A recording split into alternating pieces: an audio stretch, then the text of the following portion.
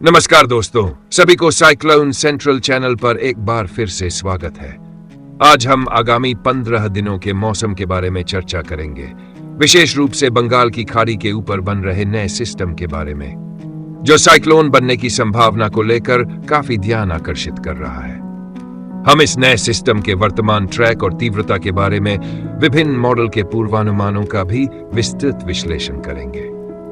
हमारी चर्चा का मुख्य फोकस इसी पर रहेगा, इसलिए वीडियो को लाइक और शेयर करना ना भूलें और हमारे चैनल को सब्सक्राइब करना भी महत्वपूर्ण है, ताकि आप लगातार इस तरह की जानकारियों से अवगत रह सकें। दोस्तों, बंगाल की खाड़ी में साइक्लोन के बनने की परिस्थितियां लगातार अनुकूल होती जा रही हैं।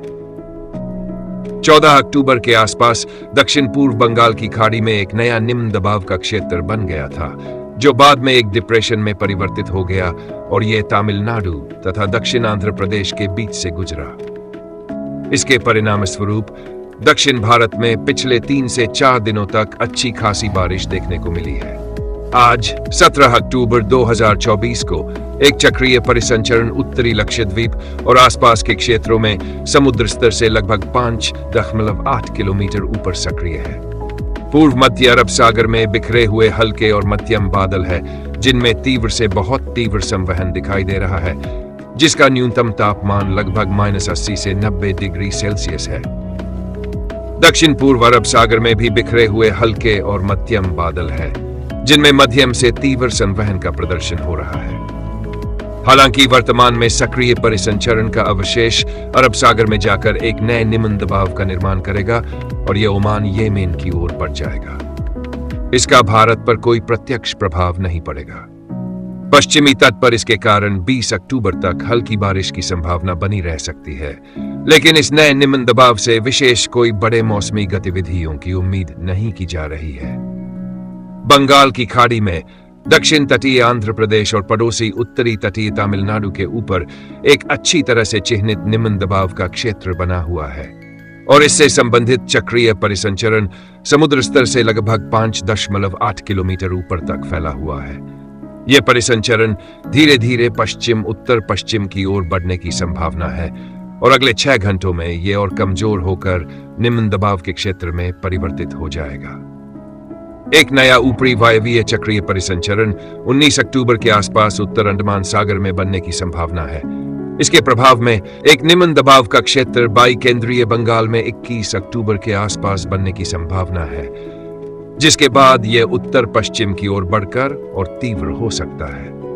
दक्षिण बंगाल की खाड़ी और अंडमान सागर में बिखरे हुए हल्के और मध्यम बादल हैं, जिनमें तीव्र से बहुत तीव्र संवहन मौजूद है, जिसका न्यूनतम तापमान लगभग -70 से 80 डिग्री सेल्सियस है। पश्चिम मध्य बंगाल की खाड़ी, माटाबान की खाड़ी और टेनेसरिम तट पर भी हल्के और मध्यम बादल मौजूद है। अब हम विभिन्न मॉडल्स का विश्लेषण करेंगे। सबसे पहले ECMWF का मुख्य मॉडल, फिर GFS मॉडल और अंत में ECMWF AI मॉडल। ECMWF का मुख्य मॉडल दिखा रहा है कि वर्तमान में दक्षिण पूर्व अरब सागर में एक नया चक्रीय परिसंचरण बन रहा है, जो बंगाल की खाड़ी के सिस्टम का अवशेष है। यह सिस्टम भारत के तट से दूर चला जाएगा, इसलिए इसका प्रभाव भारत के पश्चिमी तट पर बहुत कम होगा। लेकिन 19 या 20 अक्टूबर के आसपास हम पश्चिमी प्रशांत महासागर के एक सिस्टम के अवशेषों को अंडमान सागर में प्रवेश करते देखेंगे, जो तेजी से निम्न दबाव में परिवर्तित होगा और 21 अक्टूबर के आसपास यह और तीव्र होकर उत्तर पश्चिम दिशा में बढ़ेगा। इसके बाद 23 अक्टूबर के आसपास यह ओडिशा और उत्तर आंध्र प्रदेश की ओर अग्रसर होगा। GFS मॉडल भी लगभग इसी तरह का पूर्वानुमान दे रहा है, जो दिखा रहा है कि 19 अक्टूबर के आसपास अंडमान सागर में एक नया सिस्टम प्रवेश करेगा और यह तेजी से तीव्र होकर एक बड़े साइक्लोन में बदल जाएगा। हालांकि GFS मॉडल आमतौर पर सिस्टम को अधिक तीव्र दिखाता है, जिससे इसकी वास्तविक तीव्रता को लेकर कुछ संदेह बना हुआ है। ECMWF AI मॉडल भी समान प्रकार का पूर्वानुमान दे रहा है, लेकिन यह दिखा रहा है कि साइक्लोन पश्चिम बंगाल और बांग्लादेश की सीमा के करीब 25 अक्टूबर के आसपास लैंडफॉल कर सकता है। तीनों मॉडल ये बता रहे हैं कि इसका लैंडफॉल कहीं न कहीं ओडिशा, आंध्र प्रदेश या पश्चिम बंगाल के बीच होगा।